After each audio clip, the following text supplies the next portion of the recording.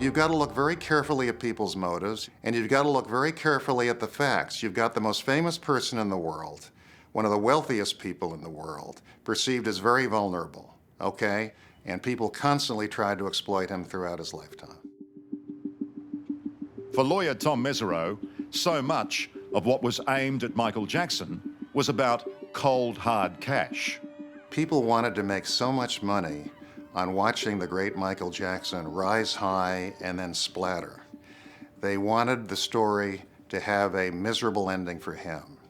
They hoped they would see him in the courtroom in chains and jail clothes, without makeup, without his hair fixed up, without the clothing he liked to wear.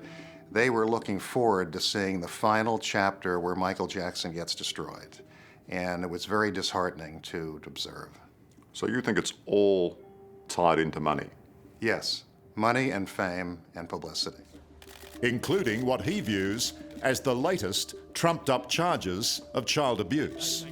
Some of these accusers have not just changed their story slightly, they've done a 180. Is there a possible explanation in the Me Too movement where people now feel more comfortable saying publicly, look, I was abused. Can we now please do something about it?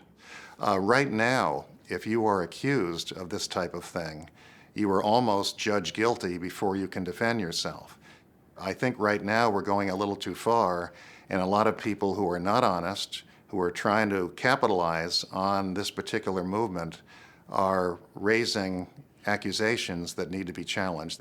You don't think the freedom of the Me Too movement could be explained for these latest accusers coming up and saying that Michael Jackson molested them? I think the freedom of the Me Too movement has allowed false accusations to be made as well as real accusations.